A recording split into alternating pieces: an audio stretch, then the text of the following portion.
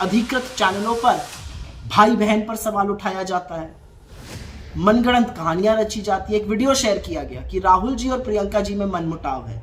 अरे चरण चंपकों, अगर जरा सा भी उन दोनों को जानते तो ऐसी बेवकूफी की बात नहीं कहते। मुझे पता है आप ये क्यों कह रहे हैं, क्योंकि दोनों भाई बहनों ने आपकी नफरत और आपके झूठ के खिलाफ जो जंग छेड़ी हुई है उससे आप खासे बौखलाए हुए हैं, घबराए हुए हैं। आपको समझ में नहीं आ रहा है जवाब दिया क्या जाए। अगर आप जरा सा भी राहुल जी और प्रियंका जी को जानते तो जानते कि उनमें गंदी राजनीति और आपकी मनगढ़ंत कहानियां तो बड़ी दूर की बात है, दुनिया की कोई ताकत उनको अलग नहीं कर सकती। उन्होंने एक साथ इतनी दुख, इतनी दर्द, इतनी वेदना और हिंसा देखी है कि वो एक दूसरे की सबसे बड़ी ढाल है, एक दूसरे के शक्तिपुंज है।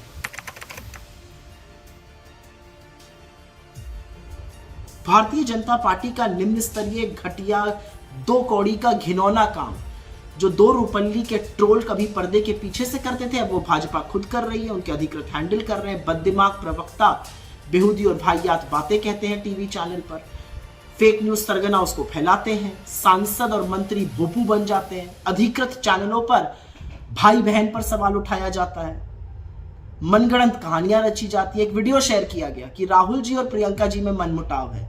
अरे चरण चंपकों, अगर जरा सा भी उन दोनों को जानते तो ऐसी बेवकूफी की बात नहीं कहते।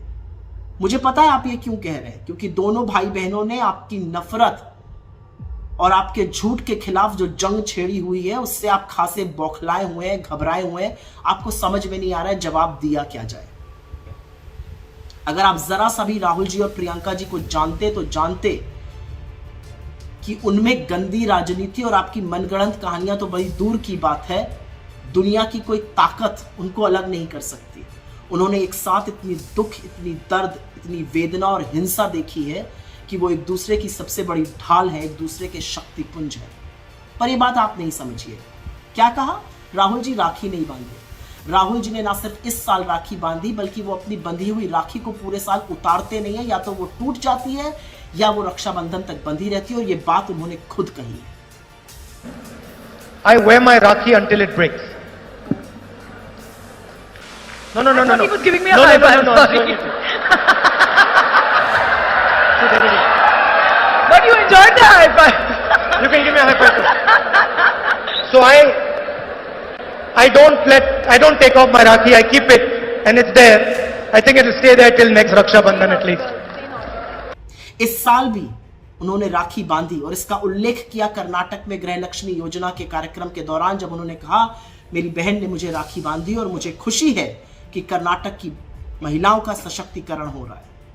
आप तो बड़ा मैग्नीफाइंग ग्लास लेके ढूंढते हैं ना, राहुल गांधी जी को खंगालते हैं, देखिएगा हाथ में राखी नजर आएगी, हर बार नजर आएगी। लेकिन परिवार पर नहीं बोलना चाहिए था। परिवार पर बोलकर आपने जितने सारे नरकंकाल आपके खेमे में हैं, हमें मजबूर कर दिया कि हम उसके बारे में बात करें। मैं अमूमन परिवार पर बात करती नहीं हूं, लेकिन क्योंकि आपको शायद यही भाषा समझ में आती है तो आपको उस भाषा में समझाना जरूरी है। अपनी वृद्ध माँ को, अपने भाई को, अपनी नवविवाहिता पत्नी को छोड़कर जिम्मेदारियों से मुंह मोड़ लेने वाला कोई महान काम थोड़ी होता है। ये तो रणछोड़ वाला काम है, जिम्मेदारियों से मुंह मोड़ने वाला काम है। अब इतना बड़ा भगवान की कृपा से घर मिला दिल्ली में, सैकड़ों कमरे हैं उस घर में, अपनी माँ को सेवा के लिए ना रखना कोई महान काम थोड़ी है। ये जिम्मेदारियों से मुंह मोड़ने वाला काम है। 8-8 कैमरे लेकर जाना और माँ के साथ अकेले बैठकर भोजन करना और 4 एंगल से उसको शूट करना, ये महान काम थोड़ी है। ये माँ को राजनीति के लिए इस्तेमाल करने वाला काम है। और आप क्या बात करेंगे भाइयों बहनों के संबंधों की, जब आपके आका के खुद के भाई प्रहलाद मोदी दशकों से उनकी निंदा कर रहे हैं, उनके खिलाफ खेमा खोल के खड़े हुए हैं, यहां जंतर मंतर तक तो उनके खिलाफ प्रदर्शन कर चुके हैं। हम लोग जब छोटे थे और अगर किसी ऐसे शहर जाते थे जहां पर चाचा, ताऊ, मामा, बुआ इत्यादि होते थे, तो माँ बाप बड़े निश्चिंत रहते थे कि चलो कोई बड़ा है, सुरक्षित रहेंगे बच्चे, हिफाजत रहेगी। क्या मतलब है आपके प्रधानमंत्री रहने का?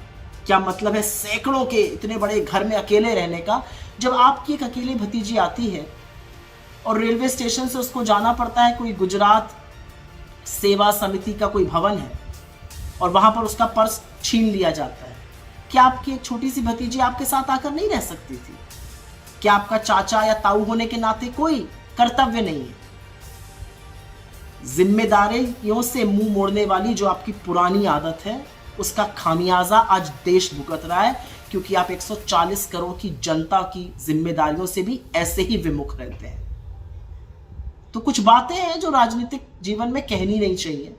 मैंने आज तक इन बातों का उल्लेख नहीं किया था, लेकिन अगर आप मेरे नेताओं पर मनगढ़ंत कहानियां रचिएगा और उनके खिलाफ इस तरह की बातें बोलिएगा, तो मजबूरन आईना तो हमें भी दिखाना पड़ेगा।